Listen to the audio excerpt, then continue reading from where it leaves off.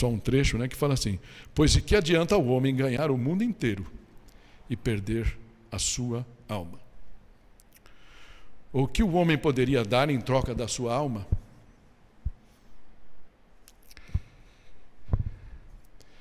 E aí eu pergunto a você, como a raiva demonstrada por Jesus contra a ganância e a conveniência, né, chega até você hoje? Quando damos preferência e prioridade ao lucro, ao proveito próprio, abrindo mão dos princípios que aprendemos com Jesus, o que esperamos ganhar? Será que, como filho pródigo, também nos podemos dar conta e perceber disso e pedir perdão e voltar arrependidos para o Pai? Porque nós podemos até ganhar o mundo, ganhar todo o dinheiro do mundo, mas será que a gente não está perdendo tesouros maiores que Deus tem reservado para nós quando a gente se aproxima dele?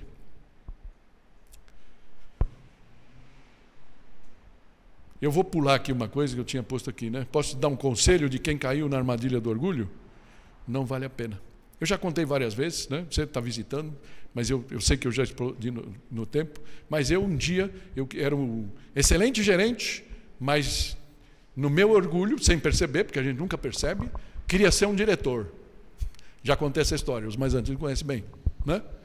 E fui, até como pai do filho pródigo, falou: você quer, filho? Vai. Saí da empresa, que eu tinha 25 anos, fui para uma nova aventura. 2 anos depois a empresa acabou, né? E o balanço que ficou para mim, tenho alguns processos até hoje em função disso, nas minhas costas. E o que eu sinto? Na verdade, eu fui de um gerente muito bom para um diretor medíocre. É a minha leitura dos fatos, né? Mas no meu orgulho eu queria provar dessa água. E aí eu pergunto: valeu a pena? Não valeu. Jesus nos disse, e ele nos ensinou com o exemplo dele, como nessa passagem que nós acabamos de ler. E aí, rapidamente, o último ponto, e talvez ele passa despercebido, mas ele é muito importante. As escolhas que Jesus confrontou: priorizar as aparências. Priorizar as aparências. No versículo 11 fala assim: Jesus entrou em Jerusalém e dirigiu-se ao templo. Observou tudo em volta e, como já era tarde, foi para Betânia com os 12. No dia seguinte, quando estavam saindo de Betânia, Jesus teve fome. Não sei se eles dormiram em algum canto lá, eles aparentemente não foram para a casa de Maria e Marta, porque senão ela tinha posto lá a mesa para eles tomarem café, né? Versículo 13 fala: vendo à distância uma figueira com folhas, foi ver se encontraria nela algum fruto.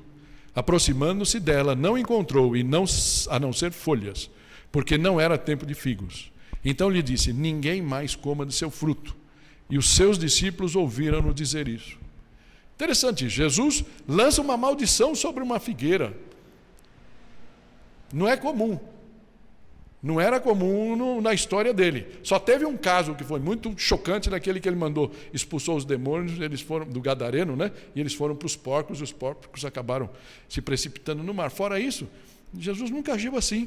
Então, algumas particularidades da figueira, só para a gente entender. A figueira, ela primeiro dá frutos, os primeiros frutos, e depois ela sai folhas, né? Então, de forma geral, se a figueira tem folha, ela tem fruto. O texto fala que não era a época de fruto, mas se Jesus estava ali, ele de repente viu aquelas folhas e falou: deve ter algum fruto ali.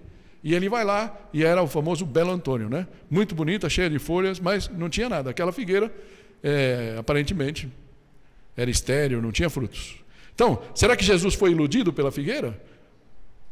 De qualquer forma, ele aproveitou aquela figueira para fazer uma parábola viva. E é isso que Jesus faz. E essa figueira é mais ou menos como a questão do templo. Jesus olhou para aquilo: muita folha, nenhum fruto. Era o que ele via no templo. É o que ele viu no templo.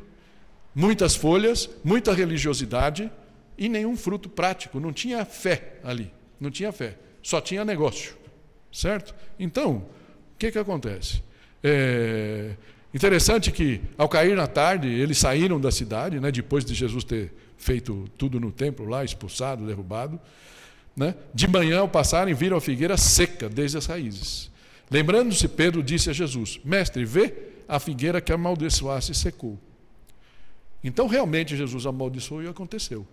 E no fundo, o que Jesus estava falando? Só para não perder aqui a coisa. Jesus estava falando, olha, cuidado com a sua fé. Cuidado com a sua fé. Como é que está sendo? Tem fruto? Você tem falado de Jesus? Tua vida é um bom exemplo do que você vive? Do que você crê?